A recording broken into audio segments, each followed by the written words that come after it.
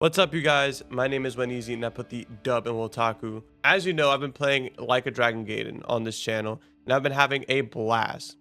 This is visually one of the best looking Like a Dragon games we have.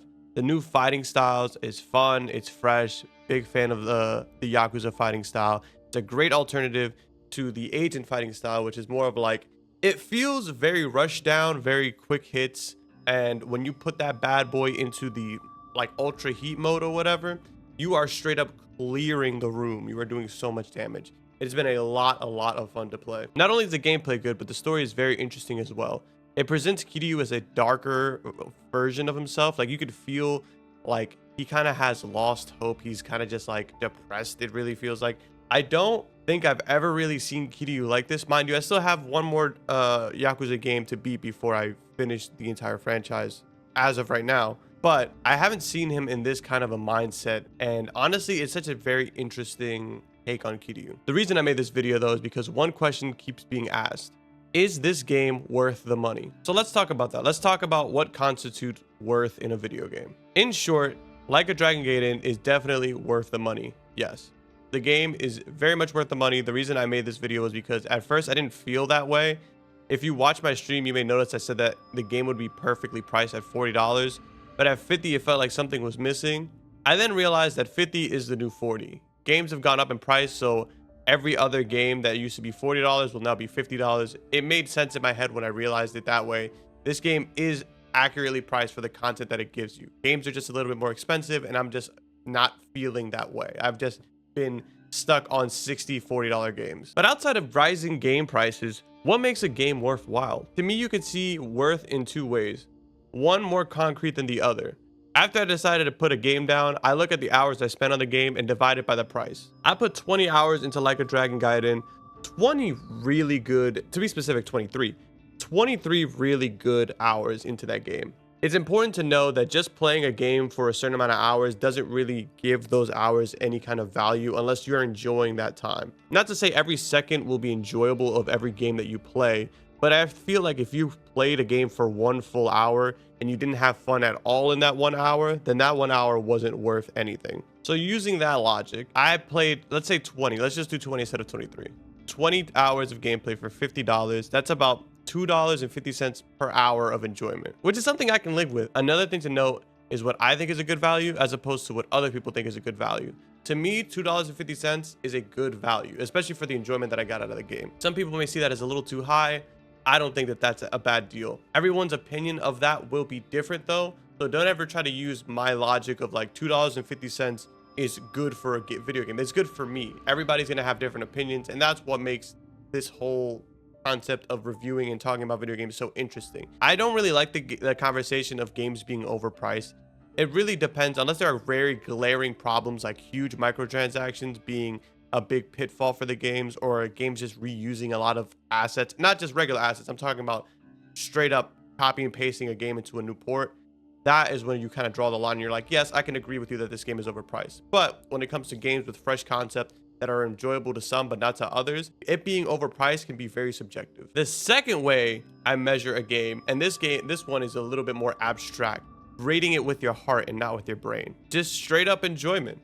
Did I play this game for 3 hours and have fun the whole time? Cool. Then I think it was worth it for me. I know it sounds weird, but let me paint you a reference. Let me paint you a picture of what I mean when I talk about this way of measuring a game. I played Stray with my girlfriend when it released.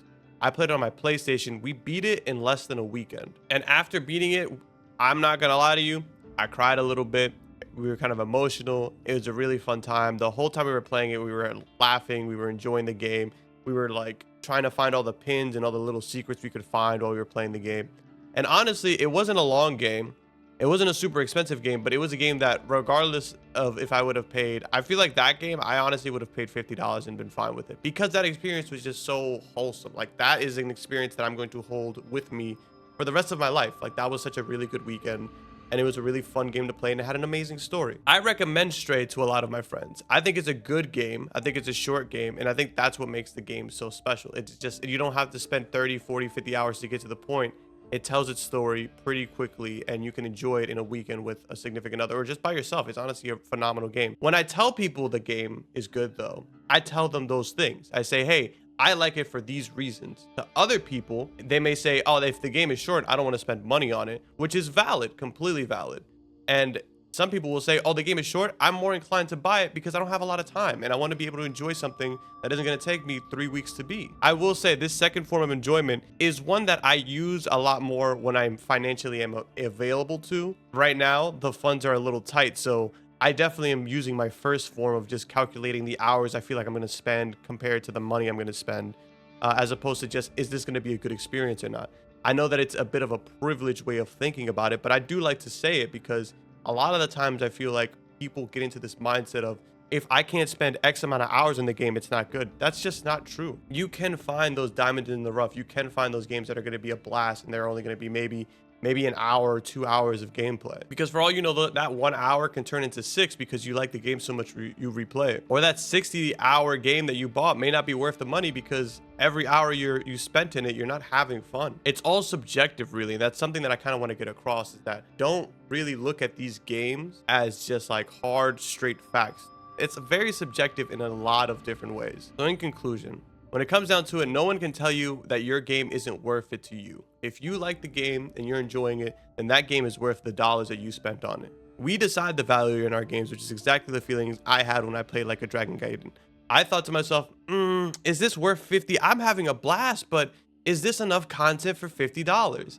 And at the end of that game, I was bawling my eyes out. I was crying. I went back to do so many missions. I still have a bunch of things that I have to do. I honestly think I could probably squeeze 30, maybe even 40 hours out of this game if I really wanted to.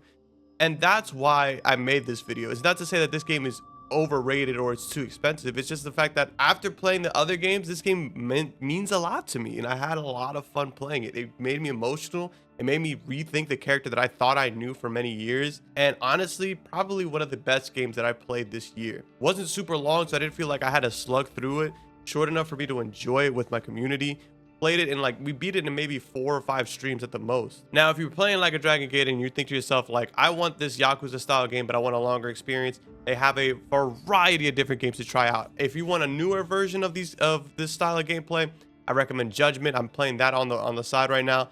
Really good combat, really fun game. But if you're somebody who's already tapped into the Yakuza franchise and you want a quick, short experience, something to like hold you over until the new Like a Dragon game drops in January, I highly recommend this one. There is so much good in this game, and it just really sets up for the next game. I cannot wait for Like a Dragon Infinite Wealth. If it's anything like this game, we're gonna have a blast come January. But thank you so much, guys. If you guys want to hear more conversations about video games that I value or games that I think lack in value, please let me know. I'll definitely always love to have those kind of conversations. Let me know in the comment section. If you enjoyed this video, make sure you like, and yeah, subscribe for more content like this. Appreciate you guys greatly. Have a wonderful rest of your day. Wotaku out.